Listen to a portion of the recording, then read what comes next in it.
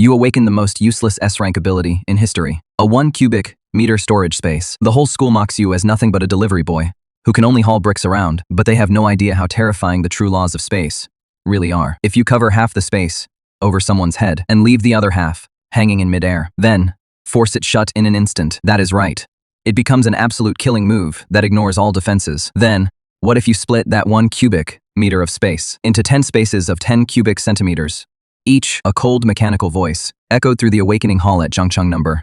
1 High School. At the same time, thousands of eyes turned to you. You were wearing an old school uniform, faded from countless washes. You slowly walked from the corner, up onto the stage, and placed your hand on the awakening stone. In this world, ferocious beasts run rampant. The class hierarchy is strict. What kind of ability you awaken almost decides how high you'll rise in the future. It can even decide whether you and your family can escape the fate of being trapped at the bottom. So at that moment, everyone was watching, but when the awakening stone lit up, the light was pathetically weak. A gray-white glow barely covered the surface in a thin layer, like a dying candle flickering in the wind. At first, the crowd was stunned. Then, a wave of laughter broke out. And that counts as an awakening? Gray-white light. What kind of trash ability is that? I've never even heard of it. It probably doesn't even count as level 1, right? The recording instructor looked at the final words frozen on the screen and shook his head in disappointment. Then, he announced, Linen has awakened a level 1 storage ability. Additional note, spatial capacity is 1 cubic meter. The moment those words were spoken, the whole hall exploded with laughter. A 1 cubic meter storage space. Isn't that just a little portable box? Even if you used that ability to move cargo in logistics, they'd still say, it holds too little. Coming from the slums, even your ability reeks of poverty. Harsh mockery came at you from every direction, but you simply pulled your hand back in silence, looking at that cold line of text. There was no anger on your face, and no resentment either. There was only dead silence. You knew very well that without power, emotions were never worth anything. But right at that moment, a blinding golden light suddenly burst from backstage. It instantly drew everyone's attention. Young Master Xiao's is level 4. Definitely S rank. It is Red Lotus, Karmic, Fire. The Zhao bloodline really is terrifying. Amid the gasps, Zhao Ze, the Zhao family's direct heir, walked onto the stage surrounded by pale golden flames. He wore a flashy school uniform with undisguised arrogance on his face. Unlike you, he was born at the finish line. Most people spend their whole lives trying to reach, and now he'd awakened the highest tier offensive ability. From now on, resources, status, and prospects would naturally tilt in his favor. But he didn't stop to enjoy the cheers. He walked straight over to you. He looked down at you from above, a cruel sneer curling at his lips. Linan, I was wondering who it was. So it is you, you sewer rat. He raised a finger, wreathed in flames, pointing it at your chest from afar, mocking you word by word. A level 1 storage space 1 cubic meter. That should be just right. After your poor sister is gone, it'll be perfect for storing her things. At the mention of your sister, the stillness in your eyes finally shifted. A flash of icy killing intent passed through them. Zhao Ze instantly caught that change. His smile grew even more arrogant. What? You don't like that? Someone like you is wasting Zhangcheng's air just by standing here and breathing. After saying that, he turned to Teacher Wang. His tone wasn't a discussion, but an order. Doesn't the school still have a recommendation spot to War Academy for a poor student? If I remember right, it was supposed to go to him. Teacher Wang's face went pale. He said softly, it is based on grades and overall evaluation. That spot was originally meant for Linon. Not anymore, Zhao Ze said calmly. But there was a clear air of power over life and death in his voice. I don't want anyone else in my school seeing a loser who is not even fit to be a support soldier. Still, taking up resources. Mentor Wang still tried to push back a little. That is against the rules. Zhao Ze let out a cold laugh. The flames suddenly flared up. What my Zhao family says is the rule. The hall fell silent in an instant. No one spoke up for you. Everyone just watched you. Some had sympathy in their eyes, some were gloating, and some were waiting eagerly to see you fall apart. But you didn't break. You just looked up at Zhao Ze. Your gaze was frighteningly calm, like you were looking at someone with no future left. That was the kind of look Zhao Ze hated most. The smile on his face slowly disappeared. He said darkly, good, I don't like that look in your eyes. Get out. Mentor Wang let out a sigh. He handed you a form. Sign it. This is a withdrawal form. With an ability like this, there is no point in staying at school. Accept it. Go find a screw-tightening job at the factory in East City. At least, you'll be able to get by. You took the form and glanced at it. Then you picked up a pen and wrote your name in the signature box. Your handwriting was steady, without the slightest hesitation. After signing it, you handed the form back. Then you turned and left. You didn't say a single word in protest the entire time, because by your rule for survival, you never argue with someone who is as good as dead. You had just stepped out of the school gates when the sky turned completely dark. Lightning ripped through the dark clouds. As heavy rain poured down, the pounding rain quickly soaked you through. But it was as if you couldn't feel the cold at all. You just kept walking forward, numbly. Just then, the second-hand phone in your pocket, its screen cracked like a spiderweb, suddenly started vibrating as soon as you answered. A cold notice from the hospital came through the line. This is City First Hospital. Your sister, Linxia's deep frost syndrome, has suddenly gotten worse. She has already been admitted to the ICU. You must pay 100,000 star coins within 24 hours. If you can T-pay for the number, one special medicine will have no choice but to stop treatment and remove the patient from the ICU. 100,000 star coins. That number hit your mind like a sledgehammer. To the rich, it was just a number, but to you, it was an astronomical sum you could never hope to reach. You spoke up urgently. Doctor, please give us a few more days. I promise The call was cut off. All that was left was the cold dial tone. You stood in the pouring rain. Your fingers slowly tightened. You slowly crushed the rain, soaked withdrawal form into a muddy pulp. The last trace of restraint on your face disappeared, leaving only resolve and madness. Without school, there was no future. Without a legal path, there was no chance at all. This world and its rules were never going to leave you and Linxia a way to survive. Then, you'd have to take it yourself. So, you suddenly turned around and headed for the slums at the edge of the city. Forgotten by light and order, the farther in you went, the darker the road became. In the end, you turned into the deepest, filthiest alley, where there wasn't even a streetlight. At that moment, your eyes changed completely. Then, I'll risk my life to take it. But just as you finished speaking, a strong, sickening stench, mixed with the rank smell of a beast, rushed out from the depths of the alley. Then 2 crimson lanterns quietly lit up in the darkness. They weren't lanterns. They were a pair of eyes. It was a Tier 2 mutant beast, a shadow wolf, one that should have been outside the city walls, known for its speed and deadly claws. This kind of beast was a rookie's nightmare. For an ordinary person facing it head-on, let alone winning, surviving even 3 seconds, would be a miracle. But the moment the thought of running crossed your mind, you stamped it out yourself. Turning your back on a wolf would only get you killed faster. So, instead of backing off, you stepped forward half a pace. You lowered your center of gravity, and with your right hand, you snatched up a rusted piece of scrap rebar with a sharpened end and held it across your chest. This was the instinct you'd forged in the slum's underground fight pits, bought with pain and broken bones. When facing a stronger enemy, the more afraid you are of losing, the faster you'll lose. Only by taking on a fiercer, more reckless posture would you have any chance of fighting your way to survival. A man and a wolf faced off in a dark, muddy alley. The next second, the shadow wolf moved. It lunged at you like a black blur, straight for your throat. You could barely see its movements. You could only rely on the instincts forged through countless life and death fights. At the last second, you twisted your body hard to the right. Rip. You kept it away from your throat, but its claws still slashed hard across your left shoulder and arm. A large chunk of flesh was ripped open on the spot. Bright red blood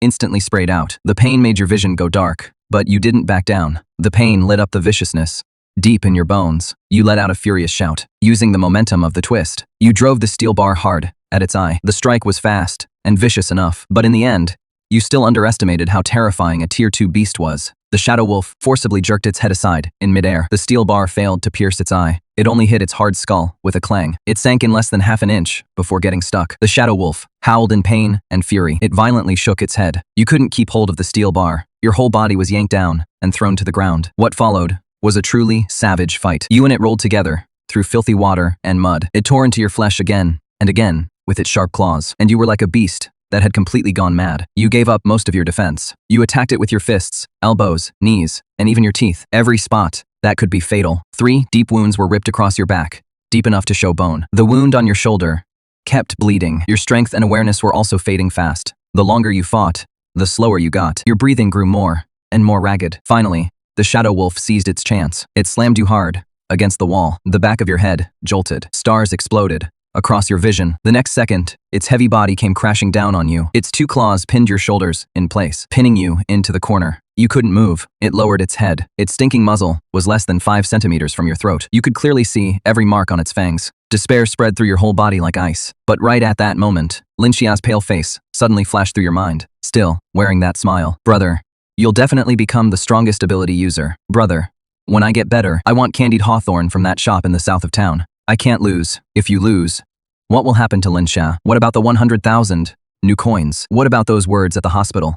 Stop treatment, just as the shadow wolf opened its jaws and got ready to crush your skull. Your chaotic, dying mind instead fell into a calm unlike anything you'd ever felt before. Pain, fear, and unwillingness were all stripped away by something. Only 2 things remained in your world: the wolf head closing in, and that ability everyone mocked as useless: storage space. What is space? It is an invisible, untouchable box that still truly exists. And if it is a box, then it must have edges. And those edges appear and disappear when it opens and closes. An utterly insane thought suddenly split through your mind. What if something got caught right on that edge? Your eyes locked onto the spot where the shadow wolf's head met its neck. In the next second, you poured all your mental strength, all your will, and even all your life force into a single thought of unprecedented clarity. The lower half of the space covered the hammer. The upper half of the space fell into the air above the wolf's neck. It lined up exactly with the point where the wolf's head met its neck. Then you made the storage space close instantly. The force pinning you down suddenly eased. Then, a gush of scalding, sticky liquid sprayed all over your head and face like a burst dam. Leaning against the wall, you gasped hard like a broken bellows. You looked down, and your pupils suddenly shrank. The shadow wolf's body was still pressed against your legs, but its head was already gone. The cut at its neck was terrifyingly smooth, as if it had been cleanly sliced through by the sharpest laser. Its fur, blood vessels, bones, and nerves were all perfectly even, without the slightest roughness. You instinctively closed your eyes and let your consciousness sink into your ability space. In the next instant, your whole body jolted. That savage wolf head was floating there silently, inside that tiny 1 cubic meter space. Its eyes still held the savagery and shock from the moment it died. The cut was just as smooth as a mirror. You finally understood. The truly terrifying part of your power had never been the touch itself, but the edge of the space itself. As long as something got caught on that edge, whether flesh, bone, or steel, it would be cut apart by the laws of space themselves. This was no ordinary attack. It didn't follow the laws of physics. It ignored defense. It didn't even care about the difference in strength. It was an absolute cut on the level of rules themselves. Was a second-tier beast's skull tough enough? It was still split clean in two. So from now on, fire powers, hardening powers, indestructible bodies, as long as they couldn't withstand the laws of space, none of it would matter. The useless power, in the eyes of the world, finally bared its true fangs in this moment. You looked at the hammer in the space, and the corners of your mouth slowly curled up. At last, you could no longer hold back the wild joy of carving away out of despair, and let out a low, crazed laugh. The laughter echoed through the rainy alley, carrying the madness of surviving disaster and the coldness of finally seeing fate's hidden card. But you quickly forced yourself to calm down, because the most important thing right now wasn't being happy, but money. You endured the tearing pain all through your body and used that cheap folding knife, relying on the little knowledge you'd picked up from helping process beast materials on the black market before, to cut open the shadow wolf's chest. Soon, you dug out a fist-sized crystal beside its heart, glowing with a flowing deep blue light. A second-tier beast core, and it was a fairly intact shadow-type core at that. Something like this required a license to trade through official channels, but on the underground black market, it was the hardest currency there was. Conservatively speaking, this core was worth at least 300,000 star coins. 300,000 your sister's medical bills would not only be covered, there would even be a lot left over. You put the core into your storage space, and then quickly cleaned up the scene. You dragged the wolf's remains to a discreet spot near the alley entrance. Then, you scattered a few chunks of flesh around it, to make it look like other beasts had been feeding on it, or like it was left behind after a gang shootout, and hastily cleaned up. Next, you took off the school uniform stained with grime, and tossed it straight into a filthy trash bin. That uniform represented your old self, a rule-abiding student, at everyone else's mercy. From this moment on, that identity was over. You dug a loose black hooded coat out of the trash heap, then used the last few coins in your pocket to buy the cheapest white plastic mask from a street stall. A strange, fixed smile was painted on the mask. With the hood up and the mask on, a completely new figure appeared in the reflection. From this day forward, the student Linan would no longer exist. There would only be a hunter moving through the night and the shadows. You gave yourself a new codename, 00. It meant having nothing, and it also meant the beginning of everything. Half an hour later, you arrived at Heijin Market, Jiang City's largest underground trading center. Its entrance was hidden deep inside an abandoned underground parking garage. Two burly men stood at the entrance, their waists bulging, obviously hiding weapons. When they saw your smiling mask and your shabby coat, they immediately took you for a rookie they could push around. Stop right there. Scarface looked you up and down. His tone was hostile. Where'd this brat come from, throwing on some crappy mask and acting all mysterious? Don't you know the rules? The other one, a bald man, was even more direct. He reached out to stop you. If you want in, pay 100 new coins first. Search fee. You stopped and said nothing. You simply swept a calm gaze over the two men, and finally, let it settle on Scarface's waist. The weapon there was less than a meter away, just within range. Seeing that you said nothing, Scarface reached for his weapon, but before he could draw it, your psychic power had already pierced the middle of the barrel with perfect precision. The edge of a spatial blade sliced across the middle of the barrel. Click. Half the barrel dropped straight to the ground, the cut smooth as a mirror. The two thugs froze on the spot. The scar-faced man looked down at the weapon in his hand, now cut in half. Then, at the half piece of metal on the ground, a chill ran straight up his spine. They hadn't even seen what you did. All they saw was the special alloy gun barrel, as if some invisible monster had taken a bite out of it. The unknown was even more terrifying than sheer strength. The bald man immediately pulled back his hand. He forced a smile.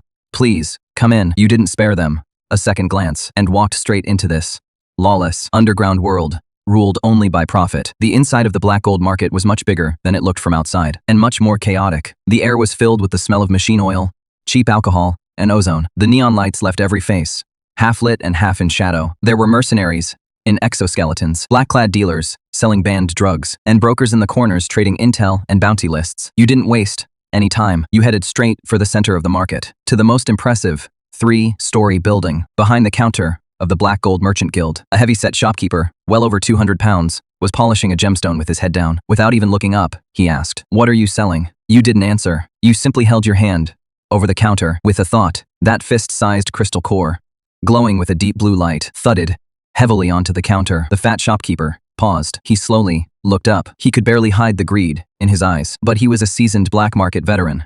After all, the shock on his face lasted only half a second before turning into disdain. He picked up the crystal core and gave it a cursory look, then casually tossed it back onto the counter. Average quality. The energy is mixed, barely second tier, 100,000. Take it or leave it. This wasn't just driving the price down anymore. It was practically outright robbery. But you showed no anger and didn't try to haggle either. You only let out a faint, cold laugh, raised your hand, and put the crystal core back into your storage space, then turned and left. The fat shopkeeper immediately got nervous. The people who really don't know the market are the ones who keep haggling. The way you just turned and walked away only proves you understand it better than they do. Wait. We can still negotiate the price. You didn't stop. 200,000. You kept walking. 250,000. I can't go any higher. Only then did you stop. You turned halfway around. The smiling mask looked especially sinister under the light. 300,000. Transferred to an anonymous black card. The fat shopkeeper's face twitched. In the end, he still gritted his teeth and agreed. Very soon, a pitch black metal card with no markings was pushed in front of you. You picked up the black card and turned to leave. But the moment you stepped out of the merchant guild, the smile on the fat shopkeeper's face vanished instantly. He gestured to a burly man drinking in the corner to take you out. The burly man grinned. Then he quietly followed after you with 4 other tattooed thugs. You had noticed those 5 tails from the start. More importantly, while walking, you casually tested a new use for your power. You picked up a piece of gravel. The instant you took a step, you stored it in your space. And as you took the next step, you released it in front of you. As a result, the gravel kept the momentum of your run and shot out like a bullet. At that moment, you immediately realized your storage space couldn't just cut things apart. It could also temporarily store and release kinetic energy. So a more efficient plan to turn the tables quickly took shape. You deliberately led those 5 men through the maze, like alleys of the black market, pretending to be out of breath, and eventually walked into an abandoned underground parking garage on the 3rd basement level. It was dark and isolated, with no one around and no surveillance. The perfect place to deal with trouble. Sure enough, after you stopped, the 5 men immediately closed in from different directions. They completely cut off all your escape routes. The lead thug carried an alloy machete. His face was full of the smug amusement of a cat toying with a mouse. "Kid, you sure can run. Leave the card and hand over everything else you've got on you. We're in a good mood today. Maybe we'll let you suffer a little less." You slowly turned around. The white smiley face mask looked eerie and sinister under the dim yellow light. You didn't get angry. You also didn't say anything threatening. You just asked in a calm, cold voice, "Are your heads worth anything?" The burly man froze for a moment, then flew into a rage. He gripped the blade with both hands and swung hard at your head. The blade cut through the air with a sharp whistle as it came down. If it had been an ordinary person, that one strike would have split them from head to chest. But you didn't back away. Instead, you stepped forward into the blade. The moment the blade came down, the edge of your space had already swept over the blade, so the sharp front half of the blade vanished into thin air. The burly man suddenly felt his grip go light. Because his force missed, he lunged forward hard. You had already slipped to within a meter of him. The space opened, and its edge covered his neck. The space closed, and there was a muffled thud. The ferocity and rage on the burly man's face instantly froze. The next second, a crimson spray shot up from his severed neck. His headless body kept lunging forward before crashing heavily to the ground. The air instantly fell silent. The other 4 thugs all froze. The vicious grins on their faces froze solid, leaving only pure terror. They didn't even understand what you had done. They only saw a living man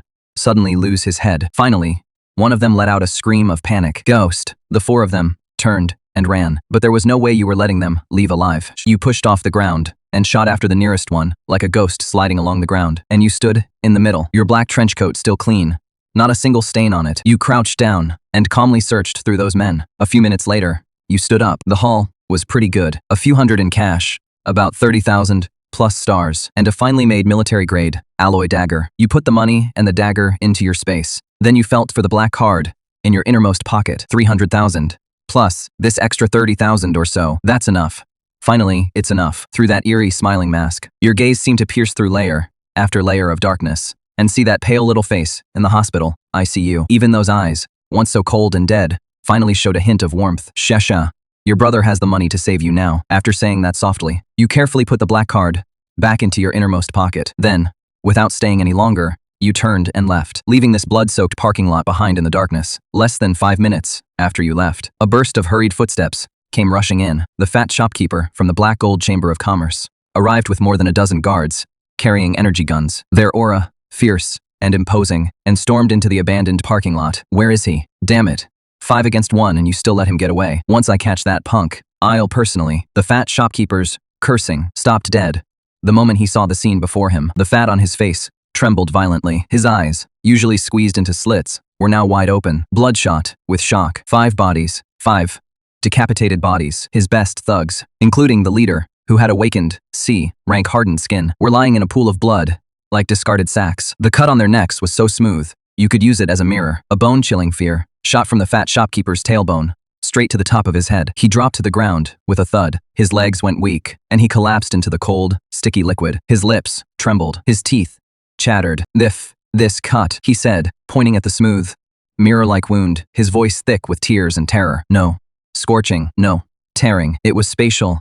Severing. To use the laws of space with such precision and such terrifying power, it had to be a major spatial expert at the peak of B rank. The fat shopkeeper's mind went blank with a buzz. What kind of monster had he gotten himself tangled up with? When did Jung Chung start having a killer like this? The night was deep. The rain had stopped. First, put away the black trench coat and smile mask that marked your identity, along with the military dagger, stained with dirt, into your storage space. Then you changed back into that old school uniform you had picked out of the trash and washed clean. Later, you slung on the faded backpack, becoming once again that completely ordinary-looking and even somewhat frail student. But clothes can be changed, while your eyes could not be changed back. The girl who once always carried a trace of inferiority and restraint had already disappeared in last night's rainy alley. Now, your eyes held a coldness and sharpness that wouldn't fade. After that, you headed straight to Jungchung First Hospital. At the payment window, late at night, the nurse on duty had been dozing off, but when you slapped that anonymous black card against the glass, he still jumped in. Shock. He didn't even have time to fully put on an impatient look. You looked at him and said only one thing. ICU. Use the best medicine for Linsha. Now, immediately. There are 330,000 star coins on the card. If that is not enough, I'll find another way. Your voice was hoarse, but there was no room for discussion. The nurse froze at first, then looked down again at that anonymous black card that represented a huge amount of money, then looked back up at your cheap school uniform. There was obvious disbelief in his eyes. A boy dressed like a poor student, casually pulling out more than 300,000 star coins, was such a huge contrast that for a moment, he didn't even know what to say. But the balance on the black card didn't lie. So in the end, he quickly changed his attitude. He got up, contacted the doctor, and arranged the highest level treatment. Half an hour later, the latest gene repair drug was finally slowly injected into Lin Sha's body. Only when you saw your little sister's face, pale as paper, slowly regain a hint of color, at last, did your tightly strung nerves finally ease up a little. The hospital room was very quiet. You sat by the bed and smoothed her sweat, damp hair. Your movements were very gentle, and only at this moment did the violence and killing intent in your eyes, sharp enough to freeze bones, slowly fade into an almost clumsy tenderness. Lin Sha was your only anchor in this cold world, and your one weak spot. But even though she was weak from illness, she was still as sensitive and perceptive as ever. Her eyelashes trembled, and she slowly opened her eyes. She took your hand and softly asked if you'd gone off to do something dangerous. She caught the faint smell on you, a trace of rust you couldn't hide, and she could also sense that something about you was completely different from before. Your heart suddenly tightened, but you still forced a gentle smile onto your face and ruffled her hair like you always did. You softly lied to her. No, I didn't. I just sold that school admission spot to some rich heir to get some money for your treatment. First, as soon as Lin Sha heard that, her eyes dimmed at once. She knew better than anyone what that spot meant to you, and how much you'd sacrificed for it over the years. So with red-rimmed eyes, she softly said that she was only dragging you down, but you just lightly tapped her nose, and said with a smile, like you were comforting a child, "It is just a stupid spot. If it is gone, it is gone. Even if I don't go to school, I can still become the best. Don't let your mind run wild right now. Just focus on getting better. When you're better, I'll take you to get Tanghulu from that place in the south part of town." After Lin Xia fell asleep again, you tucked the blanket around her carefully, then quietly watched her for a long time. Only when you walked out of the hospital room did the last trace of warmth on your face completely disappear. In its place was killing intent colder than the night itself. Zhao Zi stole your spot, and the score for using your sister to trample your dignity was about time to settle. Early the next morning, sunlight streamed through the gates of Jiangcheng number 1 high school, but when it fell on you, it seemed to be blocked off by that invisible chill. Like every day for the past 3 years, you walked into the school with your old backpack on. Only this time, you didn't go back to the classroom. Instead, you went straight to the academic affairs office to pick up a registration form for the social martial arts exam. Since Zhao Zi forcibly took the guaranteed admission spot, the school path is already closed off. In that case, you'll have to take a different path, one that is harder and more dangerous, but also more direct. The independent martial exam is extremely risky. The people who take it are either those with no backing or resources, who can only risk their lives for a future, or those who've been driven into a dead end with no way left to turn back, and you clearly fall into the latter group. But just as you came out of the academic affairs office with the form, a harsh voice came from up ahead in the hallway. Well, if it isn't Lin Tian, our school's former genius." You looked up and saw Zhao Zi coming straight at you with a few lackeys. He even had a female classmate with heavy makeup in his arms. His face was full of smug satisfaction. He looked just like the kind of winner who climbs up by stepping on other people's bones, then makes a point of turning back to mock them. He walked up to you and deliberately looked you over first. Then he sneered. "You didn't come to class yesterday. Were you at home, feeling sorry for yourself?" You couldn't be bothered with him. You turned to go around him, but Zhao Zi grabbed your shoulder. Then his eyes dropped to the registration form in your hand. He snatched it away and looked at the words on it, freezing for a moment. Then, like he just heard the funniest joke in the world, he burst into loud, exaggerated laughter. "Registration form for the independent martial exam. Come take a look, everyone. A guy who only awakened a level 1 storage space actually wants to take the independent exam. Are you tired of living and planning to run out into the wilderness to deliver takeout to mutant beasts?" His voice was loud, so a large group of students quickly gathered in the hallway. Some whispered, saying you must have taken the blow badly. Others shook their heads and sighed, thinking that someone like you taking the independent martial exam was no different from throwing your life away. And some were just there to watch the show. They wanted to see if, after Zhao Zi stomped you into the mud, you would still lower your head and accept your fate like before. In these people's eyes, your patience and silence in the past had long been mistaken for weakness, so they all thought this time would be no different. But just when everyone thought that, Zhao Zi threw the registration form on the ground. Then, he lifted his foot and used those limited edition tactical boots, worth tens of thousands of star coins, to stomp down on it, hard. As he ground it back and forth, he looked down at you from above. His tone was vicious to the extreme. "Trash should stay where it belongs. This piece of paper is your delusional dream. Crushing it is as easy as stepping on an ant. If this had happened before, you might really have lowered your head, quietly picked up that piece of paper, and swallowed all the humiliation. Too bad. This isn't the past anymore." You slowly raised your head. There was no angry roar on your face, and no tears of humiliation either. There was only a terrifying calm. Those frighteningly dark eyes were like two abysses, swallowing up the light. The next second, without any warning, a dull, heavy boom exploded through the hallway. Your body sank slightly, and in an instant, your right leg turned into a nearly invisible black blur. It was a powerful front kick that slammed squarely into Zhao Zi's lower abdomen. That kick was too fast and too heavy. The vicious grin on Zhao Zi's face didn't even have time to fade. His whole body was struck head-on, like he'd been hit by a charging beast at full speed. His body doubled over, like a shrimp. A mouthful of stomach acid and bile burst out of him. Then, both his feet left the ground. He was sent flying back, more than 3 meters. Bang, crash. His back slammed hard into the hallway bulletin board. The whole tempered glass panel shattered instantly. Countless shards flew everywhere. The whole place fell dead, silent. No one expected you to make a move. Even less did anyone expect that one kick would leave Zhao Zi like that. Zhao Zi slid down from the pile of broken glass, like a limp heap of mud. He curled up on the floor, his face deathly pale. He was in so much pain, he couldn't even let out a full scream, and you only slowly drew back your foot, still standing right where you were, as if that kick hadn't just sent someone flying, but had only brushed away a little dust. But this was far from over. In the crowd, behind Zhao Zi, a silent, buzz-cut middle-aged man suddenly stepped forward. The veins at his temples bulged, and his aura suddenly exploded. Even the floor tiles under his feet cracked from the force. An earth, rank strength, type awakened. This was the bodyguard the Zhao family had specially assigned to Zhao Ze, and a genuinely dangerous man who had retired from the military. Kid, you've got some nerve. With a furious shout, the bodyguard charged forward, like a cannonball. A fist as big as a clay pot tore through the air, with a sharp whine coming straight for your face. The students around them instantly panicked. Screams, sobs, and the sound of people backing away all blended together because everyone knew that for a strength type awakened at this level, breaking bones with one punch was no exaggeration at all. But you didn't back down. Not only did you not back down, but the instant that fist was about to touch the tip of your nose, you moved forward to meet it. More accurately, you didn't charge in head-on. Instead, like a drop of water, you eerily slipped into his guard. You moved straight into a range of less than a meter. The bodyguard froze for a moment, then sneered, because in his eyes, close quarters combat was exactly where strength type awakened were strongest. So he immediately pulled back his punch and changed moves. His arms snapped inward at once, trying to crush your bones and organs into pulp in one move. Too bad, he had no idea what 1 meter meant to you. It wasn't close combat.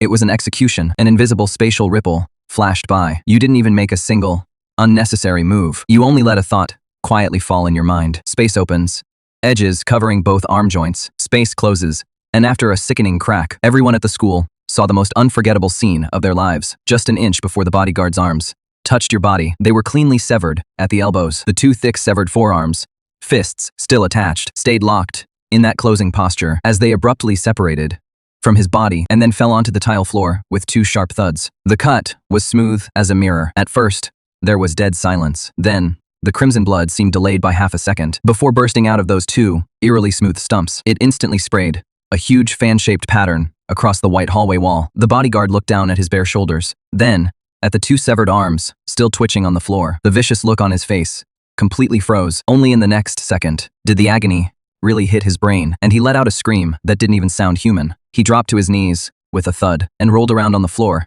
like an animal being slaughtered. At that moment, the whole hallway was so quiet you could hear a pin drop. Everyone was stunned because none of them had seen what you did. They hadn't even sensed the slightest obvious fluctuation of power. Just like that, a Earth rank strength type awakened had lost both arms, and you simply stepped past the bodyguard howling in a pool of blood and walked toward Zhao Ze step by step. At this moment, Zhao Ze was scared out of his wits. His face was white as paper. He crawled backward on his hands and feet. The crotch of his pants was soon soaked through. He had literally wet himself from fear. You walked up to him and stopped. Then, under the gaze of hundreds of horrified, awed, and stunned eyes, you slowly raised your foot. With that cheap, sneaker-washed pail, you brought it down hard on Zhao Ze's swollen, twisted face. You ground his head hard into the cold floor, covered with broken glass. Humiliation like never before. You lowered your head and looked down at that face twisted by fear beneath your foot. Your voice wasn't loud, but it was like a blast of Arctic air, and every person there heard it clearly. I don't care about your guaranteed admission spot at the big exam. In front of everyone, I'll personally shatter everything you're so proud of. After saying that, you slowly lifted your foot. You couldn't even be bothered to spare him another glance. You turned and bent down, picked up the social martial artist exam application form from the floor, covered in footprints, and lightly brushed the dust off it with your hand. Then, with that old backpack on your back, you strode away down the path everyone had made for you. Sunlight streamed through the hallway windows, stretching your shadow out long, lonely, and silent, yet carrying a kind of pressure that made people almost afraid to look at you directly. At the same time, in the principal's office, the old principal was staring at the security replay, his hands trembling. The image froze at the exact moment you cut off the bodyguard's arms. There was no obvious spiritual energy leaking out. No dramatic energy fluctuations. Even the ripples in space were so faint, they were almost negligible. The more it was like this, the more terrifying it was, because that meant your power wasn't something you fought out with brute force, but something that acted directly on the level of the laws themselves. The more the old principal watched, the more shaken he became. He couldn't even hold his teacup steady, and it fell and shattered on the floor. This was not a level 1 storage space at all. This was the manifestation of the laws of space. At that moment, he finally realized that Zhang Cheng had produced a true monster in the real sense. So he immediately pressed the emergency button and ordered that your 3 minutes of security footage be classified as S-level, top secret. All original data was sealed away, and no one was allowed to access it. Not only that, he also ordered them to pull up your complete records from the past 3 years, clearly intending to reevaluate you from the ground up. The student everyone had once written off as mediocre. However, just as the school was beginning to realize your value, the Zhao family had already developed a real intent to kill. In the Zhao family villa, the atmosphere beneath the luxurious crystal chandelier was as cold and oppressive as an ice cellar. Zhao Ze, with his face swollen, lay on the sofa, screaming for revenge, saying he wanted you to die a miserable death. Meanwhile, Zhao Xiang stood in front of the floor-to-ceiling window and listened to the whole account without saying a word. Then he directly placed an encrypted call. The person on the other end was called Hound. They were a squad of desperados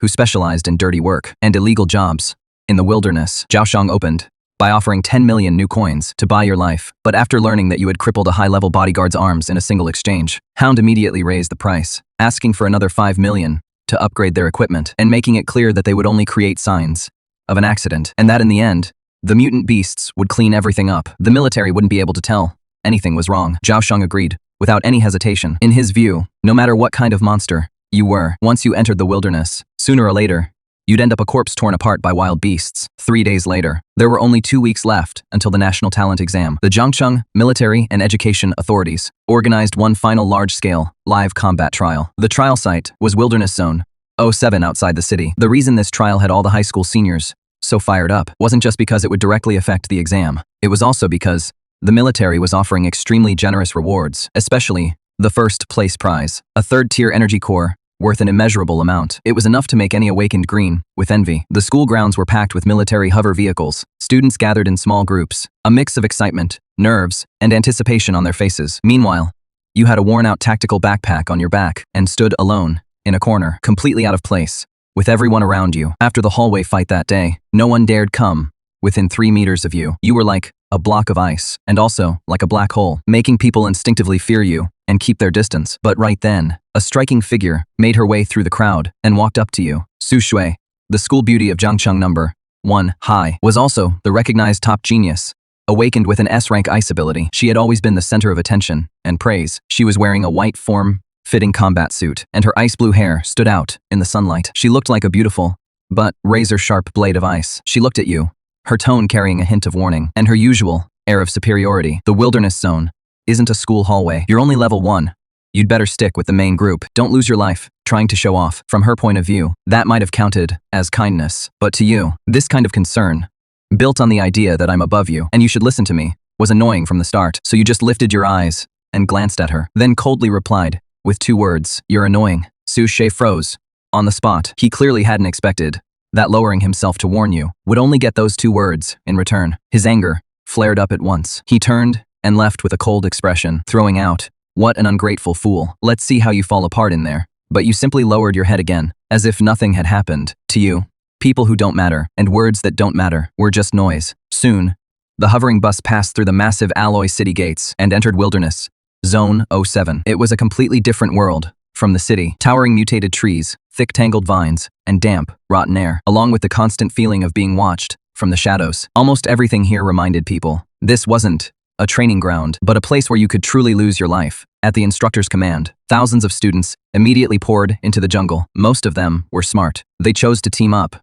right away. Groups of a dozen, or even several dozen stuck together, and carefully hunted first-tier beasts around the outer area. After all, for ordinary high school seniors, first-tier beasts like horned wolves and ironhide pigs were already dangerous enough. But you didn't join any team. The moment you stepped into the jungle, you broke away from the crowd and headed alone into the depths of the forest. Your target was the area on the map, marked in bright red as a second-tier beast activity zone. Other people feared danger, so they stuck together, but you wanted efficiency. The forest was dimly lit. An ordinary person would have to stay on guard after just a few steps, watching for something to suddenly jump out nearby. But your spiritual power had already spread out like an invisible radar. Within a 100-meter radius, even the slightest movement couldn't escape your senses, and so the hunt began. 30 meters to your front left, a second-tier venomous python was coiled on a tree with an earth element nature waiting for prey to come to it. You didn't even break stride, and as you brushed past it, space opened and snapped shut, and its head was already gone. A second-tier claw cat that had been gnawing on a carcass was incredibly fast, and its killing power was terrifying. But the instant it shot out of the bushes, before it even hit the ground, its head vanished into thin air midair. Only its headless body kept rolling away from the momentum. There was also that second-tier rock pangolin, known for its defense. Its shell was tough enough to withstand ordinary blades and axes, but it had only just stuck half its body out of the ground. When shell and flesh were both neatly sliced in 2 by space, every time you killed one, you casually tossed out the crystal core and threw it into your storage space. Your movements were practiced, calm, and efficient, with almost no wasted motion, and the number on your military points bracelet was rising fast. 100, 220, 370, 510, 880. On the big screen, at the trial command center, your name shot up the rankings from way down in the thousands. Before long, You had broken into the top 100, and you were still climbing. But just as you split open, another gambling lizard. The instant you got the crystal core in your hand, a chill from being locked onto by an extreme danger suddenly exploded up your spine. Without a moment's thought, your body's instincts reacted even faster than your mind. You threw yourself forward, then rolled into the nearby bushes. At almost that exact same moment, a large caliber sniper round, as thick as a thumb, let out a piercing shriek. As it tore past where you had been standing, it slammed hard into the massive tree behind you, thick enough for 3 people to wrap their arms around. Boom! The trunk exploded on the spot. Wood chips flew everywhere. This shot was already beyond the level of a trial. It was a professional kill. You were already half kneeling in the shadow of the bushes, your eyes as cold as ice. Large caliber armor, piercing rounds, a precise snipe from 1,000 meters away, and an ambush route that had clearly been prepared in advance. Other than the Zhao family, you couldn't think of any other possibility. If they wanted to kill you, then not one of them was leaving alive. On a hill, 1,000 meters away, the sniper was frowning too. He had thought this would be the easiest job imaginable, but that evasive move you made just now was way too professional for a student. You were more like a wolf that had lived in the wild for years. Right after that, the Hound Squad started tightening the encirclement. The 5 of them split into left and right flanks, with the center pushing forward. They wanted to trap you in a limited area as fast as possible. But while they thought they were hunting you, they had no idea. A real hunter never stands in the middle of an encirclement waiting to die. Your psychic power had already locked onto the position, distance, and movement path of all 5 of them. So not only did you not run, instead, you stayed low, using the shadows on the ground and in the vegetation, and ghost-like, cut back through the weakest part of their encirclement. Number 3 was the first to go down. He was carrying a tactical rifle and carefully sweeping the area ahead. He never expected the danger to come from anywhere but the front, and least of all, from above. Just as he passed under a huge, ancient tree, you were already hanging upside down from the shadow of the canopy. Like a bat, the moment he looked up, you were already within 3 feet of him. Your spatial field opened, covering his helmet and head, and then closed. The sound was so soft, it was almost impossible to hear. That Hound Squad member didn't even have time to shout a warning before everything above his neck vanished completely. You caught the body with one hand and gently leaned it against the tree. It didn't make a sound at all. Soon, Number 4 was ordered over to check. At a glance, he saw the body in that strange posture, with nothing at all above the neck. At that instant, his whole body went numb. Even his report came out with a clear tremble in his voice. But in the split second, he was distracted. You cut in again from the shadows at his side, flashing past in an instant. And once again, you took his head. In less than a minute, the Hound Squad had already lost 2 men, and both were silent kills. Now even the battle-hardened Hound Squad captain was truly panicking. He finally realized this wasn't some simple student job at all, but a devil that could silently reap lives from the shadows. So, he immediately roared out for everyone to fall back to his position. At the same time, he fully unleashed his power. Wind ability, Blade Storm. In an instant, countless high-speed green wind blades tore outward in every direction, and ancient trees, vines, and shrubs were all shredded like paper. A huge stretch of cover was forcibly turned into a wrecked open space, and you finally came into his view. A vicious grin instantly spread across the captain's face. He thought he had finally backed you into a corner. At the same time, the sniper, who had been locked onto this area from far away, also fixed his crosshairs on the center of your brow in an instant and pulled the trigger again without hesitation. Bang!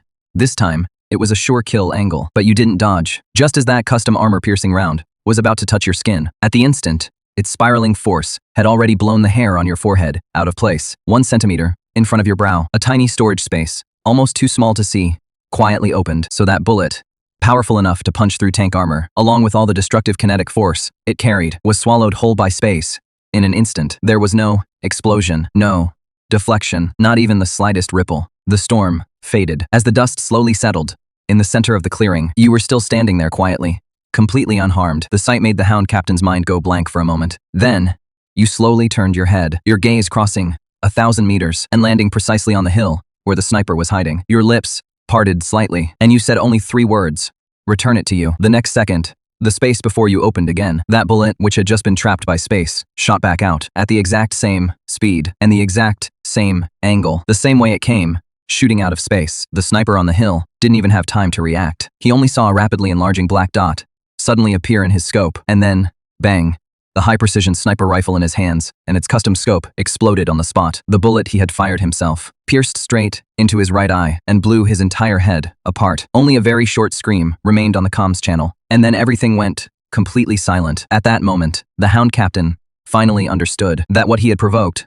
was not some student with a few tricks, but a monster. His first instinct was not to keep fighting, but to run. He frantically unleashed his wind powers, and a violent gale gathered beneath his feet, taking shape. He turned and tried to retreat at full speed. At the same time, he formed his strongest wind barrier in front of himself. But the problem was, wind is just an element, while space is the rule that holds all elements. Before the true laws of space, his wind wall, which could once deflect bullets, was as thin as paper. You went straight through it, without being blocked, without even slowing down, as if passing through a layer of mist, and closed in to within a meter of him. Then you raised your hand and closed it over his head. With a wet pop, his head flew off. His eyes still held extreme shock and terror. As for the headless body, it stood frozen in place for 2 seconds before crashing heavily to the ground in a spray of bright red blood. At that point, all 5 members of the Hound Squad were dead, from the first gunshot to the captain losing his head. The whole thing took less than 3 minutes. You didn't rush to collect the spoils. Instead, you checked the scene first, because you knew very well that with this kind of professional,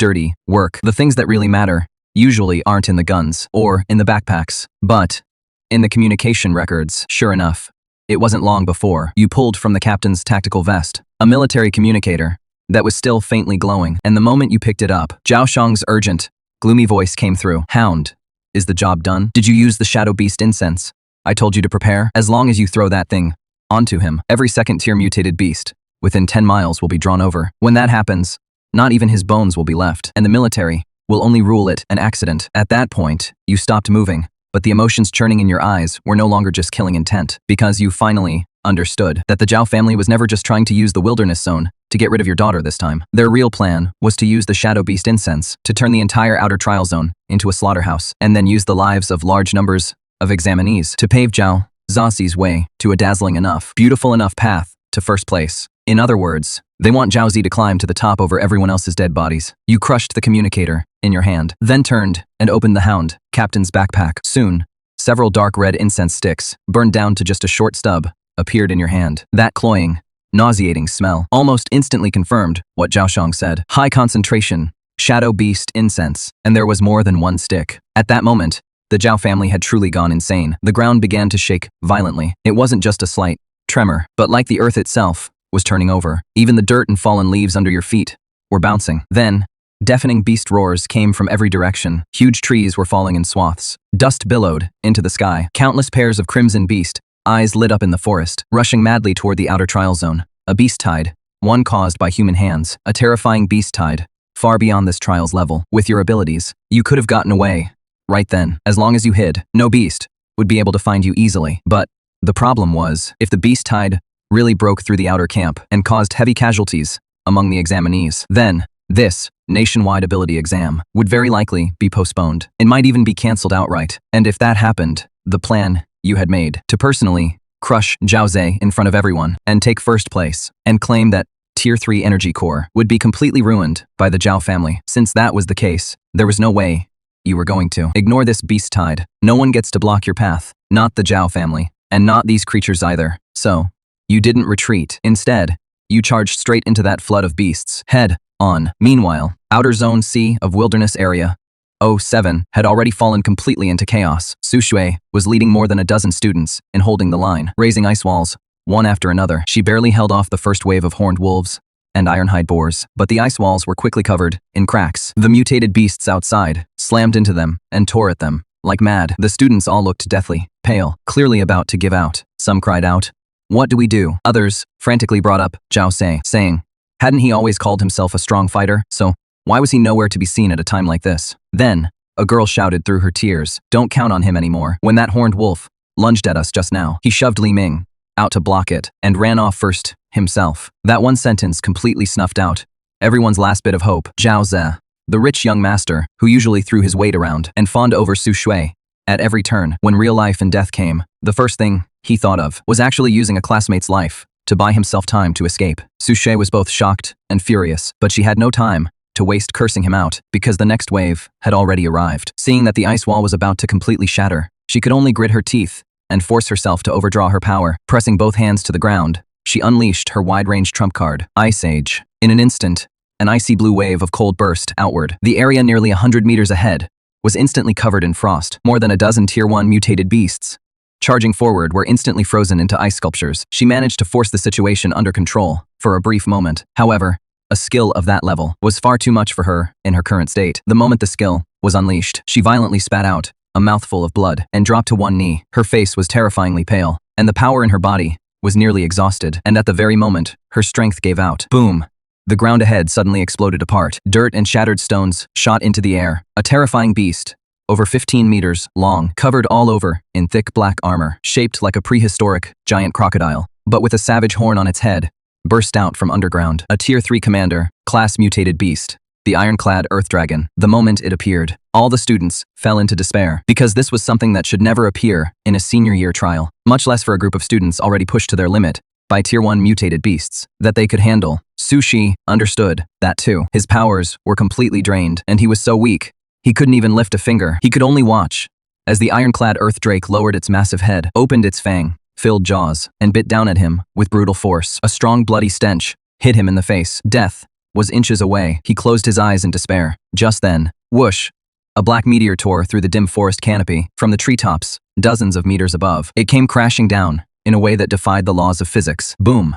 A deafening impact made the ground shake again. That dark figure was like a meteor, slamming down just half a meter in front of Su Shui. A violent shockwave, mixed with shattered dirt, blasted outward, even knocking the ironclad Earth Drake's huge head back. Su Shui's eyes flew open. What he saw was a back. It wasn't especially broad, yet it felt like it could hold up the whole sky. He had a faded backpack slung over his back. Standing there, quietly, at his feet, was a terrifying crater, half a meter deep. Right by his feet was the ironclad Earth Drake's fang-filled maw, only inches away. For Linen, time seemed to freeze in that moment. The fierce wind lifted the hair from his forehead. You still had the standard alloy combat blade in your hand, taken from the Hound Captain's remains. That figure clearly wasn't all that tall. Yet, he was like a mountain, standing firmly between Su Shui and that Tier 3 commander class beast, blocking all the bloodshed and carnage behind him. Su Shui froze for a moment. Then, his face suddenly changed. He cried out, "Linan, are you crazy? Run. That is a Tier 3 commander, class mutated beast. Even armor-piercing rounds can't get through its defense. You'll be killed." But you didn't even turn your head. The ironclad Earth Drake was clearly, completely enraged. It opened its mouth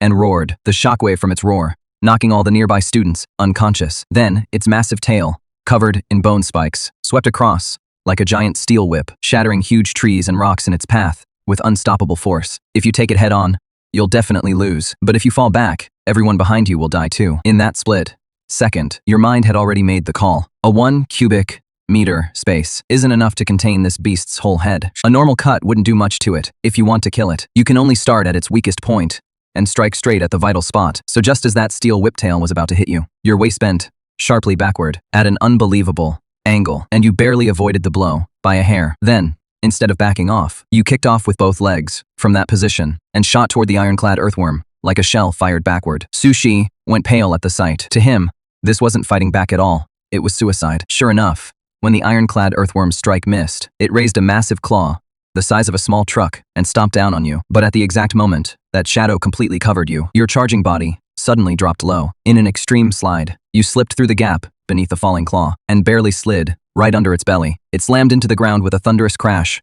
blasting a deep crater on the spot. Su Shui saw this through his fingers and froze in shock. Of course, he knew the belly was the ironclad earthworm's weakest spot, but that was only by comparison. The scales there were still ridiculously thick. Ordinary attacks couldn't break through them at all. But you never planned to break its scales in the first place.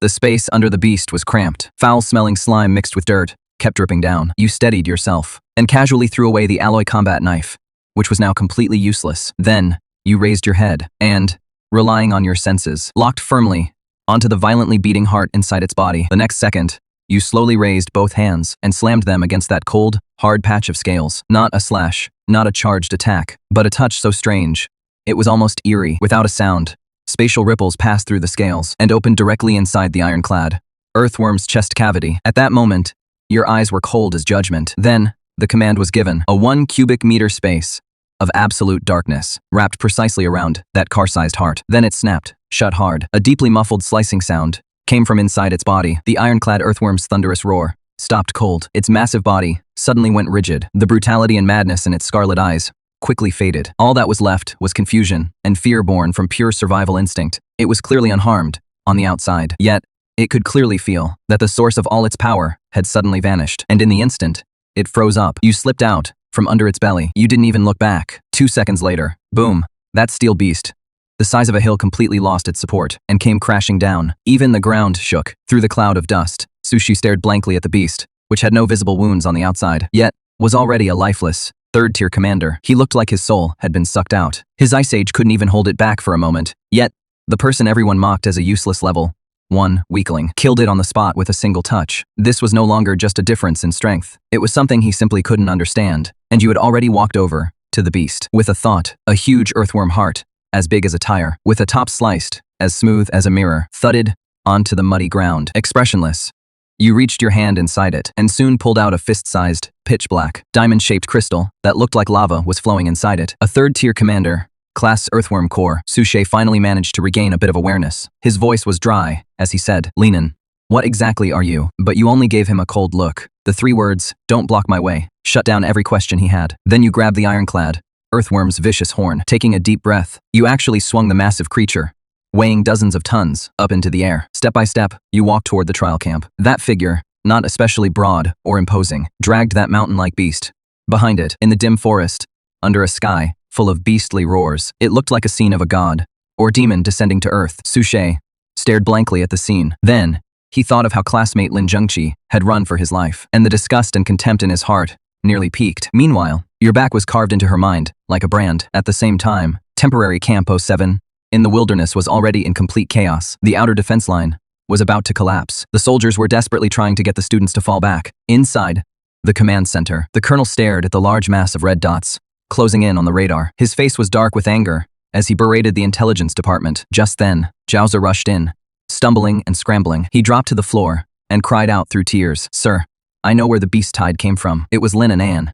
That useless rank. One did it." The colonel frowned. He told him to explain. So Zhao immediately twisted the truth and said, "You got your hands on highly concentrated beast, lure from somewhere, and scattered it everywhere, and even threatened to drag everyone down with you." In other words, he wanted to use the fact that you'd already been killed in the beast tide, to dump all the blame on you, and make himself look like the hero who exposed the truth. Seeing the colonel's face growing darker and darker, Zhao was secretly pleased. He was just about to fan the flames when all of a sudden, heavy footsteps that seemed to shake the ground came from the camp entrance. Thud, thud, thud. The sound grew closer and closer, as if every step were stomping on everyone's heart. Soon, the fog was slowly torn apart under everyone's horrified gaze. You carried that mountain-sized third-tier commander, one-handed, the massive ironclad Earth Dragon, and walked step by step into the camp. You were covered in mud, your face cold and indifferent, like a demon god who had just walked out of hell, ignoring every pair of eyes on you. You walked straight up to Zhao. Then you grabbed the Hound Squad tactical backpack in your other hand, and the communicator you'd crushed into scrap,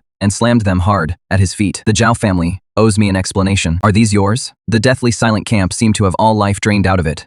In an instant, the grief and outrage on Zhao's face froze at once, replaced by sheer terror. His face went white as a sheet. He even blurted out, "You're not dead." Only after saying it did he realize he had practically confessed. You couldn't be bothered to deal with him. You raised your foot and kicked the backpack aside, stained with dark red blood and reeking of it. The Hound Squad captain's ID tag and a communicator, still flashing, faintly rolled out with it. Then you immediately hit play. Zhao Shang's dark, urgent voice immediately rang through the entire camp over the speaker. "As long as you throw that thing onto him, every second-tier beast within 10 miles will be drawn to him. By then, not even his bones will be left. The military will only rule it an accident." The evidence was ironclad. The crowd instantly erupted. So it really was the Zhao family. They hired someone to kill him, and almost got all of us killed too. Zhao and the colonel both looked awful at that moment, but Zhao still wouldn't give up. Collapsed on the ground, he screamed, "How could a mere level 1 possibly take out the Hound Squad? How could you possibly drag back the body of a third-tier Earth Dragon? This is all a setup." Hearing that, you finally let out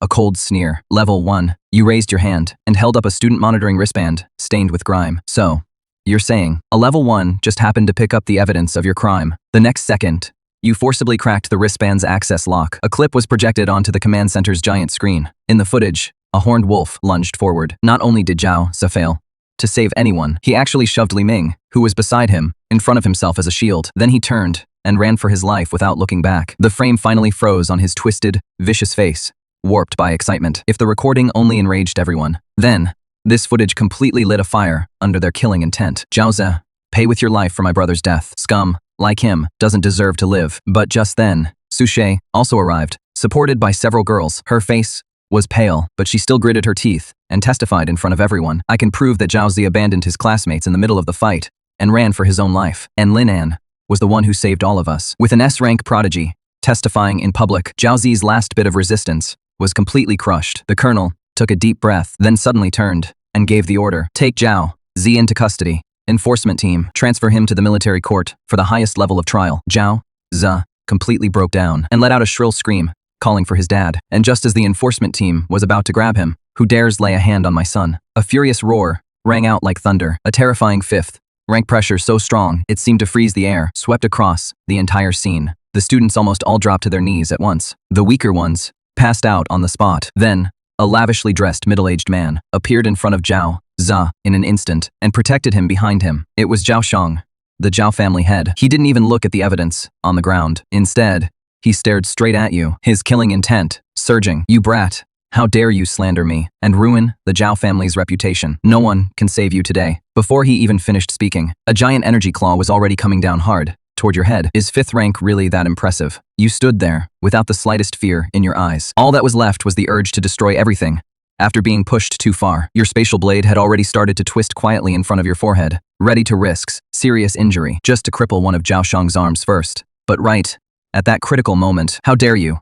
A roar even more overbearing than Zhao Shang suddenly exploded in front of you. At some point, the colonel had already stepped in front of you. He made no flashy move. He simply threw a punch. As a result, Zhao Shang's energy claw shattered piece by piece on the spot. The terrifying force of the punch then slammed into Zhao Shang's chest, making him spit out blood. He was sent flying back, crashing through several military tents before hitting the ground in a sorry mess. After badly injuring a fifth-rank fighter with one punch, the sixth-rank colonel slowly lowered his fist. His eyes were terrifyingly cold. In our military camp, you openly tried to kill a military witness and the top finisher in this trial, Zhao Shang. Are you trying to drag the entire Zhao family down with you? That one sentence sealed the Zhao father and son's fate. Soon, Zhao Shang and Zhao Zi were dragged away like sacks of trash. As for the conspiracy the Zhao family had carefully planned, it was completely exposed in front of everyone. The camp fell silent. When all the students looked at you, their eyes had gone from shock to awe and even fear. And when the colonel turned to look at you, the anger in his eyes was already gone, replaced by open admiration and intense interest. Linen, you killed a third-rank commander, class ironclad, Earth Dragon, exposed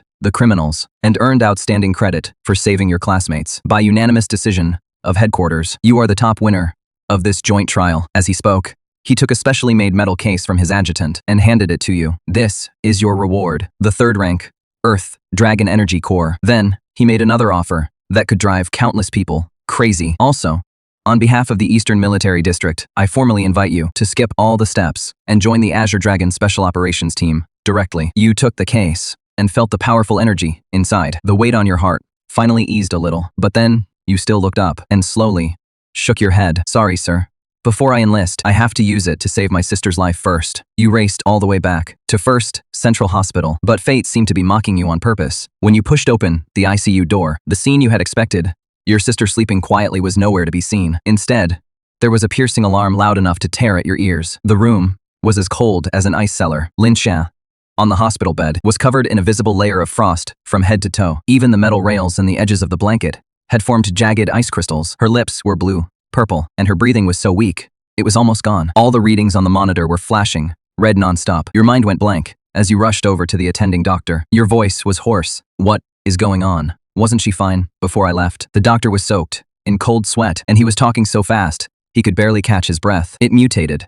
The abyssal frost syndrome in your sister's body suddenly turned malignant. That cold energy seemed to have a mind of its own. It's rejecting and devouring all outside energy. The mild energy fluid we just tried to inject has frozen solid. As he said that, he looked at the metal case in your hands. His eyes lit up like he'd found a lifeline, but also like he was staring at a death sentence. The energy in a Tier 3 Earth Drive Agon core is way too violent. Using it now won't save her. It'll be like throwing water on boiling oil, instantly setting off the cold energy inside her. She turned to ice crystals on the spot. Those words nearly shattered the hope you'd fought so hard for. You froze in place and slowly looked toward the little girl on the hospital bed, her eyelashes covered in frost, every emotion drained from your face, leaving only the stillness that comes after utter despair. Then, what do we do? The doctor swallowed hard and gave the only answer. Within 3 days, you have to find one with a perfect elemental match. A Tier 4 Ice Soul Crystal Core with pure, refined energy, only by using it to calm, instead of fighting, the mutated cold energy in her body. Will she have even a slim chance? 3 days. A Tier 4 Ice Soul Crystal Core. That was almost harder than dying. A Tier 4 Crystal Core was already a strategic resource, not to mention an Ice Soul Crystal Core which is extremely rare even among corps of the same rank. There was basically no way to find one on the open market. Even if the military armory had one, it wasn't something you could get to right now, so you didn't ask any more useless questions. You just quietly walked out of the hospital room and stood at the end of the hallway. You took out that old black phone and sent an encrypted message. Need tier 4 ice soul crystal core. 3. Day deadline. Price. The phone replied almost instantly. Open market none. Military armory. 3. Access denied. No trade possible. Only lead. Tonight's grand prize for the final winner of Zhengcheng Underground Shura Arena's 100-man challenge. Shura Arena. Underground Zhengcheng, the bloodiest, craziest, lawless place in the world.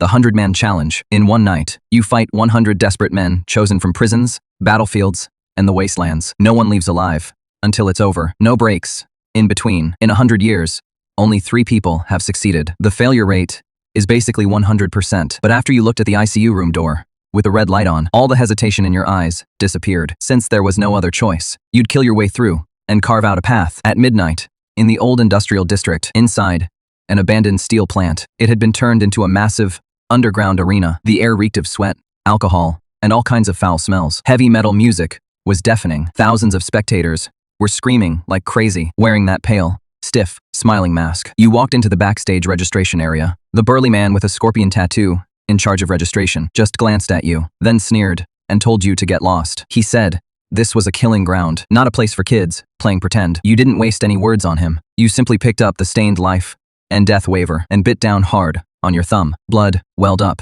Expressionless, you took that still warm, bloody thumbprint and pressed it hard onto the signature line. Then you looked up through the stiff, smiling mask and stared him down. Cut the crap. Are you sending 100 people at me all at once?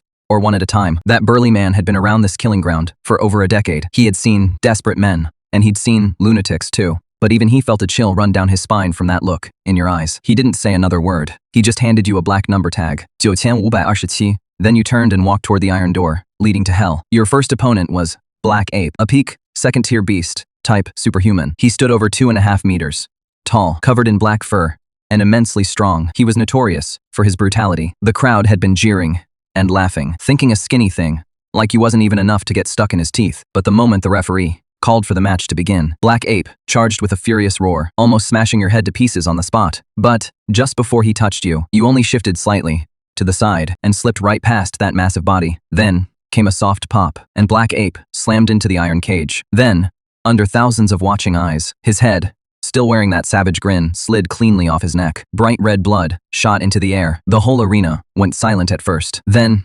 completely erupted. The name 9527 rang through the Shura arena for the first time. But then came the second match, the 5th, the 10th, the 37th, and everyone slowly realized they weren't watching a match at all, but a one-sided massacre. A speed-type ability user became a blur as he darted around. But the moment he got close to you, his body split in two down the middle. A fire wielder filled the air with flames, yet you walked right through them like they were a harmless curtain and stopped in front of him. The next second, his head rolled to the ground. After that, whether it was a frontal assault, a sneak attack, or a long-range group attack, the result was always the same. One fatal strike. No extra moves. No flashy clashes. There wasn't even much of a fight to speak of. You just walked up, and then the other person dropped. So the cheers from the stands grew fewer and fewer, replaced by a suffocating silence and the sound of people gasping, because everyone could see it now. You weren't here to challenge the 100-man streak. You were here to clear the field. You were here to reap. By the time the 99th match ended, the referee announced, in a trembling voice, winner, 9527. You were already standing in the middle of the fallen bodies. Everything under your feet was red. Even that pale smiling mask had long since been stained dark red. And as you stood there, even your breathing hadn't changed. The entire Shura arena was dead, silent. At the same time, in the luxurious top floor private box, the master of the Shura arena looked terrifyingly grim tonight. That 4th tier, ice, soul, crystal core, had originally belonged to some important figure in the provincial capital. It had been put here as a gimmick, and no one had ever planned to let anyone actually take it. But now, you were only one step away from claiming it. Master Jin let out a cold laugh and pressed the red button on the wall. Activate the cleaner protocol. Send Titan in. Rumble. Inside the octagonal cage, the gate to the final challenge, a massive door made of special alloy, slowly rose. A savage presence, 100 times more terrifying than all the previous opponents combined, like a tangible torrent, poured out of the darkness behind the door. A giant, nearly 3 meters tall, with steel-like muscles all over his body and skin glowing with a bronze metallic sheen, stepped out one step at a time. With every step he took, the entire octagonal cage trembled slightly. The silent crowd in the stands instantly broke into terrified screams. It is Titan, the indestructible Titan. Oh my god, wasn't he locked up at the very bottom of Black Prison? How did he get out? That masked guy is in real trouble now. Titan is a monster who once tore apart a fourth-rank mutant beast with his bare hands. Titan walked to the center of the arena and ignored the fallen people all over the ground. Those huge eyes of his locked onto you. He grinned, revealing a mouthful of ghastly white teeth. His voice was as harsh as metal, scraping together. Kid, your killing game ends here. Now, it is my turn. Titan's voice sounded like rusty iron plates, grinding together, calm, yet even creepier than a roar. Kid, your killing game ends here. Now, it is my turn. The audience first fell silent as one. Then, an even louder wave of screams broke out. Everyone recognized this nearly 3-meter tall monster with a bronze metallic sheen all over his body, the cleaner, Titan, the Shura Arena's true trump card and ultimate weapon. Rumor had it his 4th rank, absolute hardening, could make his body even tougher than top-grade alloy armor. Even ordinary cutting tools were completely useless against him. But you couldn't even be bothered to say a word. The next second, your figure vanished from where you stood. When you appeared again, you were already ghost-like at Titan's left side. The military dagger in your hand traced a black arc, straight for his neck. This strike even carried a trace of the most basic power of spatial compression, let alone flesh and blood. Even tank armor should have been sliced clean through. Yet, with a sharp, metallic clang, sparks flew everywhere. The dagger in your hand, sharp enough to cut through iron like mud, shattered piece by piece the instant it touched his skin. As for Titan's neck, it only left a faint white mark that almost vanished right away. Titan finally laughed. His laughter made the entire cage shake. Little bug, I told you, your little cutting tricks don't work on me. Before he even finished speaking, he swung a backhand punch. There was no flashy energy and no complicated moves. Just pure power, honed to the absolute limit. Fast, too fast. You could clearly see the path of his punch, but your body couldn't dodge it in time. You could only cross your arms over your chest at the last second. Bang.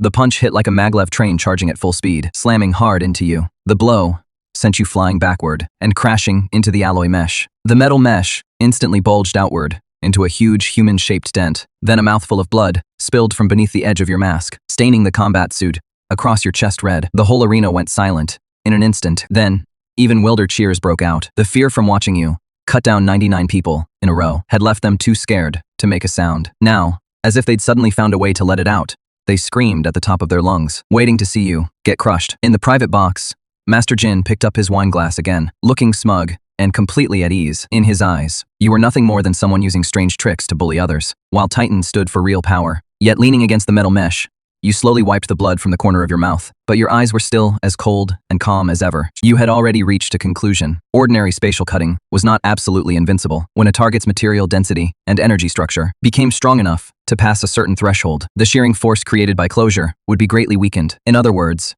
trying to cut through him from the outside wouldn't break his defenses anytime soon. But the problem was, you didn't have time. Your little sister was still waiting for you at the hospital. The 4th rank Ice Soul Crystal Core was right in front of you. Since attacking from the outside wouldn't work, you do it from the inside. So, you straightened back up. And when Titan saw that, his eyes showed a hint of mockery instead. Still moving. Looks like I didn't hit you hard enough just now. You still didn't answer. You just charged at him again. To everyone watching, it looked like a moth flying into a flame. Titan thought so too. So this time, he couldn't even be bothered to dodge. Instead, he spread his arms with a savage grin, planning to crush you to death in a bear hug, grinding your bones and organs to dust. 10 meters, 5 meters, 3 meters. At the instant, you two were about to collide. Your body suddenly dropped, avoiding the mountain like weight of his chest. Your whole body moved like a slippery shadow, slipping past his side in a flash. At the same time, the fingers of your right hand spread open and lightly pressed against his temple. The motion even looked like a lover's caress. The wild grin on Titan's face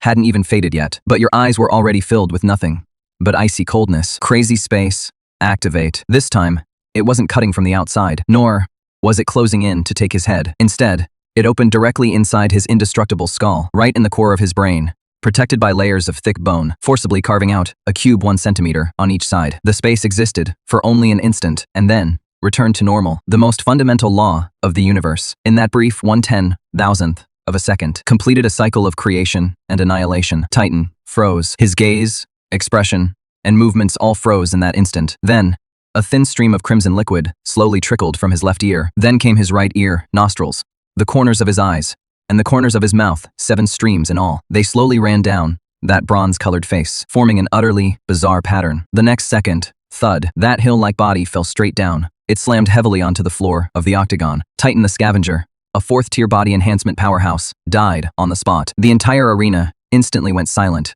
as if someone had hit mute. The music stopped. The screaming stopped. Every expression froze on every face. Thousands of eyes were fixed on that body, fluid seeping from all 7 orifices, then shifted to you standing beside it. No wounds, no struggle, just a single touch. Then, the god fell. After a brief dead silence, a wealthy businessman, in the front row, dropped his wine glass. With a crash, it was like someone flipped a switch. The next second, the entire arena erupted. Countless spectators screamed and cried as they ran for the exits, desperate to escape this hellish place. But you paid no attention to the chaos. You lifted your head and looked through the crowd toward the luxury box on the top floor. Your voice was slightly hoarse from your injuries, but it was still cold and clear. The 100 matches are over. Bring me the Tier 4, Ice Soul, Crystal Core. As soon as the words left your mouth, the crowd paused for a moment. Yeah, you won. The 100-kill challenge is complete. By the rules, the prize should be yours. But clearly, Master Jin never intended to hand it over. He stepped up to the microphone, and his cold sneer echoed through the arena over the speakers. 9,527, you really did surprise me. Too bad you thought your little trick could fool everyone. Titan's body was tougher than battleship armor, yet it fell without a sound. There wasn't even a real wound on it. This is clearly the work of a curse-type killing technique, or a banned neurotoxin. So, you broke the rules. According to the iron rules of the Asura arena, once a challenger uses a forbidden technique, the result is void. The prize is confiscated. As soon as he said that, the whole arena erupted again. Everyone instantly understood.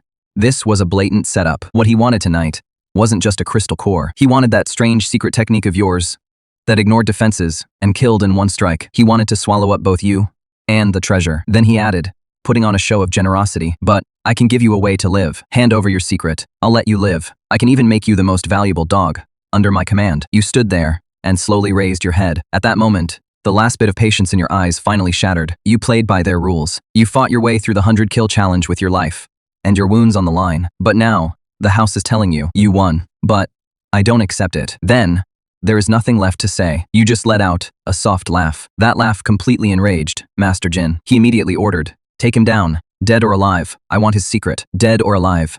I want his secret. In the next instant, the 8 alloy gates around the octagonal cage rose at the same time. Squads of fully armed men, in black exoskeleton armor, carrying Gauss kinetic rifles, poured out of the darkness like a tide. The pitch-black gun barrels and sights, flickering with a dim blue glow, all locked onto you at the same time.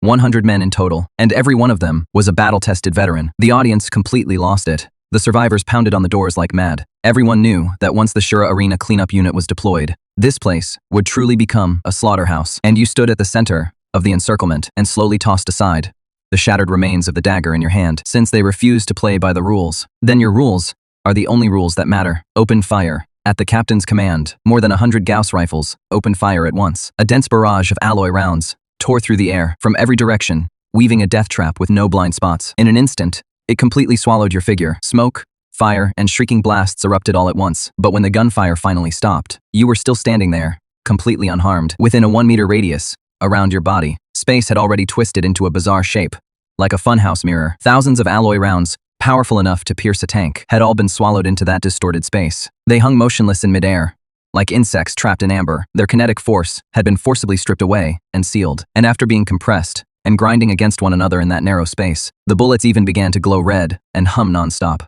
All the soldiers were stunned. They had seen bulletproof shields, seen energy barriers, and even seen superhumans take bullets with their bare bodies. But they had never seen anyone make bullets stop in midair. This wasn't defense. This was a prohibition. You raised your hand. You lightly clenched your hand at that twisted pocket of space, where a storm of death hung suspended. Now, it is my turn. The next second, you spun around sharply, your arm swept across. That pocket of space holding thousands of crimson bullets, captive, was hurled straight at the densest Psi army formation on the left. At the same time, space snapped back to normal. All the stolen kinetic energy was returned in that same instant. Whoosh, whoosh, whoosh, whoosh, whoosh. There were no gunshots, only the piercing shriek of air being ripped apart. Those bullets came roaring back, even faster than before, forming a fan-shaped crimson barrage. Dozens of Sea Army soldiers in the front ranks were shot through. Before they could even react, exoskeletons, armor, bones, and flesh all became a joke in that instant. Large bursts of red exploded outward. They stained the entire battlefield scarlet. The survivors were driven mad with fear on the spot. Some backed away. Some screamed, some recklessly hurled high-explosive grenades and Molotov cocktails, trying to completely drown you in even more firepower. But you didn't even look. The explosions, flames, shockwaves, and flying shrapnel not only failed to hurt you, they were instead swallowed up once again by that twisted pocket of space. A single cubic meter of space seemed to turn into a tiny star on the verge of going out of control. Inside, it was packed with pure, violent, explosive energy. Then you charged in. You simply strolled through the sea of fire, closing in on the Psy army formation, which had already fallen completely into chaos. Your eyes locked onto the captain, who was trying to run. Right after that, you released your hold on that space and gave it back to them. Boom! The explosive energy compressed to the limit burst out in an instant, centered on you. It became a deadly fireball, more than 10 meters wide, and swept out in every direction. More than a dozen Sea Army soldiers, caught in it head-on, were vaporized on the spot, along with their armor. Those on the outer edge were first set ablaze by the extreme heat, then torn apart by a massive storm of high-speed shrapnel. Even their screams were blown to pieces. This was no longer a battle. This was slaughter. Your spatial power had become the most terrifying mobile arsenal on the field. The stronger the enemy's firepower, the deadlier what you sent back became. The so-called advantage in numbers and suppressive fire in the face of true spatial laws were nothing but a joke. Before long, the entire venue was filled with nothing but wails and the crackle of flames. The division army captain, who had barely survived the first blast, dragged his half-charred body and crawled toward the top-floor private room on his hands and knees, crying out for help. Inside the room, Master Jin had already collapsed onto the sofa, looking at that hellish scene on the surveillance feed. His face showed nothing but raw fear. Before, he had thought you only had some hidden killing move, but now, he finally understood that what he had provoked was not some madman who knew secret arts, but a complete and utter monster. So he turned and ran. But he had barely taken 2 steps when a loud bang came from behind him. That division army captain was like a broken sack. As he was kicked straight through the private room door, he rolled to a stop at Master Jin's feet. The captain let out 2 rasping sounds from his throat, raised a hand and pointed at the doorway, then tilted his head and died on the spot. Master Jin, stiffly, turned his head. Through the dust, outside the door, you slowly walked in. You were covered in grime, and that pale smiling mask had long since been stained dark red. What was truly terrifying was the eerie calm in your eyes. You said nothing unnecessary. You simply walked up to the special bulletproof glass that was said to withstand even armor-piercing rounds, and slowly raised your right hand, your fingers lightly pressed against it. In the next second, centered on your palm, black cracks began spreading across the entire pane, like a spiderweb. That was not ordinary shattering. It was space itself, being torn apart. Master Jin finally broke down completely. He screamed for you to stop. He even brought up his military merits in the fortress nest, then tried offering money and the Wang family's backing, and promised a huge reward in exchange for his life. Unfortunately, to you, those words meant less than the wind. You curled your fingers inward with a crack, followed by a strange muffled hum. That heavy panel of special bulletproof glass, along with the half-meter thick alloy wall, was ripped out whole by you. It left behind a perfect 3-meter wide circular hole in the wall. The massive circular section of wall crashed down with a thunderous boom. The impact made the entire room shake, and Master Jin's last sense of security was shattered with it. He dropped to his knees with a thud, banging his head frantically. His face was covered in tears and snot. Don't do it. I'll give it to you. All of it. The Tier 4 Ice Soul Crystal Core is in the safe. You grabbed him by the hair and yanked him up off the floor, dragging him to the hidden compartment like a sack. After iris and fingerprint verification, the safe slowly opened. A bone-chilling cold instantly filled the whole room. Jinya tremblingly took out a blue metal box, holding it high over his head with both hands. You took the box and flipped it open with one hand. Inside was a fist-sized crystal core, clear all the way through, with what looked like an icy blue storm swirling inside, instantly catching your eye. That pure, extreme chill made even the spatial power inside you tremble slightly. It is real. You immediately stored it in your space, and after Master Jin saw the item had been handed over, he still tried to beg for mercy. He even brought up his ties to the Wang family in the provincial capital, hoping to use his background to save his life. But before he could finish speaking, an invisible blade flashed by, his voice cut off abruptly. His head separated from his body. In an instant, his severed head hit the ground, and liquid burst from the neck stump. It splattered across half your body. You kicked aside the still twitching corpse. Your voice was cold and completely flat. I don't care who you are. If you don't pull out the roots, it'll come back to bite you, sooner or later. You learned that lesson long ago, in the dark alleys of the slums. After getting what you came for, you didn't leave right away. Instead, you casually sliced open the main gas line in the corner. Pressurized gas hissed out with a sharp sound, quickly filling the entire private room. Then you lit a lighter and casually tossed that little flame into this luxurious, sinful tomb. Then you turned and walked out, without looking back. A few seconds later, boom, A massive explosion suddenly tore through the top floor. Flames and shockwaves swept through the entire underground slaughterhouse. Like an enraged dragon, steel twisted, and the walls collapsed. This place, which had taken countless lives, finally met the destruction it deserved. With the flames and heat surging behind you, you climbed the stairs to the surface, step by step. When you pushed open the heavy iron door, the harsh morning light fell across your face. You slowly raised a hand and took off the dark red smiling mask, revealing a young face that was slightly pale, yet sharp and cold. I've got the ice soul, crystal core. Next, I saved my sister. As for the other scores, they can be settled another day. In the early hours of the morning, you practically broke the hospital's silence the whole way in. The doctor on duty was still half asleep, but when you slammed the cold box, holding the 4th tier ice soul crystal core down hard on the desk, he was instantly wide awake. Even his voice changed. A 4th tier ice soul crystal core. Before long, the entire intensive care wing was brightly lit again. Top doctors, a sterile lab, dilution, procedures, energy guidance, a whole series of steps that should have been impossible to finish this quickly.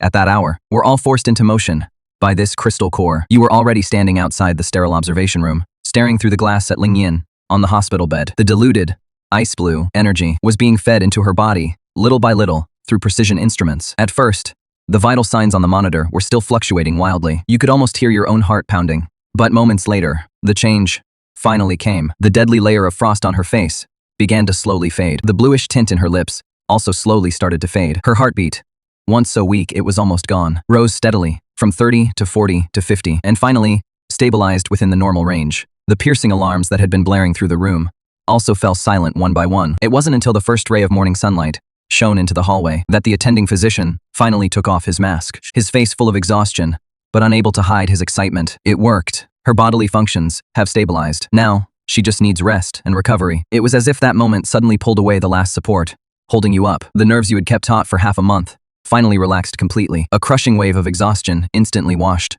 over your body. You just sat there by the bedside, looking at your sister's sleeping face, finally showing a little color again. Your eyelids could no longer stay open, and you fell into a deep sleep. It was the most restful sleep you'd had in a very long time. But what you didn't know was that the massive 4th tier ice energy inside Linsha, after stabilizing her condition, still left behind a tiny trace. That wisp of incredibly pure energy followed some indescribable blood bond between brother and sister and silently flowed into your body. Compared to an entire 4th tier crystal core, that tiny remnant was insignificant. But for you, at that moment, it was enough to trigger a true transformation. After an unknown amount of time, you jolted awake. At first, it was a sharp, stabbing pain, as if a steel needle were violently stirring inside your mind. But then that pain was completely overwhelmed by a pleasure that felt like your soul was ascending. You could clearly feel the invisible barrier deep in your mind that had been limiting your spatial ability shatter under the impact of that foreign energy. Your mental threshold broke through. Your control over space surged. You immediately looked inward at your power core, and your breathing paused for a moment. That storage space,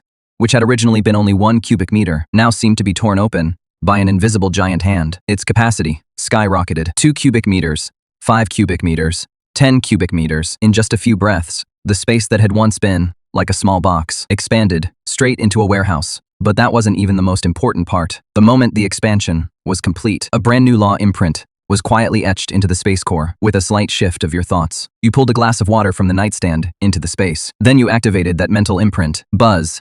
The rippling surface of the water in the glass instantly froze. Even a droplet that had been about to fall through the air hung there in eerie suspension. It was as if time inside that space had been put on pause. You instantly understood what this new ability meant. Absolute stasis. Any non-living object or energy form taken into the space would have its state completely locked. If a living being were forcibly taken in, then its vital activity inside the space would also drop close to zero, the same as being locked inside a prison where time stood still. What did that mean? It meant that from now on, not only could you store more bullets, flames, explosions, and shockwaves, you could also, at the very instant an enemy made a move, you can directly stuff an attack or even part of a limb into the space. Even more terrifying is that you can even put part of your own body into the space for a moment and then release it from somewhere else, creating a strange strike that is almost like teleportation. This isn't just a change in quantity anymore, but a change in kind. You clenched your fists and felt the unprecedented surge of spatial power inside you. A faint cold gleam rose in your eyes. Now, even if you faced a true 5th-tier powerhouse head-on, you wouldn't have to bet your life on one desperate shot anymore. And right at that moment, an excited news broadcast came from the public TV outside the hospital room. Today, the highly anticipated National Advanced Academy for Espers joint exam officially begins in the capital, Jingcheng. From the Federation's major conglomerates, top noble families, and the military, hundreds of S-rank and A-rank prodigies have gathered in Jingcheng. They will compete for spots at the Federation's top 3 academies in a fierce month-long contest. On the TV screen, one young, proud, glamorous face after another flashed by. They wore flashy combat suits with their prestigious family crests behind them. Camera flashes washed over them like a tide. They were born to stand above the rest. You stood by the window, quietly watching the screen, but your gaze gradually turned cold. These were the people truly favored by heaven in this world. Resources, family background, spots, prestige. They had it all in their hands from the moment they were born, and you had clawed your way out. From the ruins, the flashing blades, and the line between life and death, step by step. But because of that, you had even more reason to go. You walked into the restroom and thoroughly washed all the grime off yourself. Then you changed into a black combat suit, taken from the slaughterhouse. After that, you slung over your back the long battle blade that you had casually taken from the safe tonight. Finally, you turned back and looked at your sister sleeping on the hospital bed. She had finally survived. So next, it was your turn to settle the score with this world. You pushed open the hospital doors. The noonday sun shone harshly, but you only narrowed your eyes slightly and stepped outside. Jiangcheng, this place full of darkness and struggle, was nothing more than a beginner zone. The real hunting ground is in the capital. The game that will make those high and mighty geniuses feel despair is only just beginning.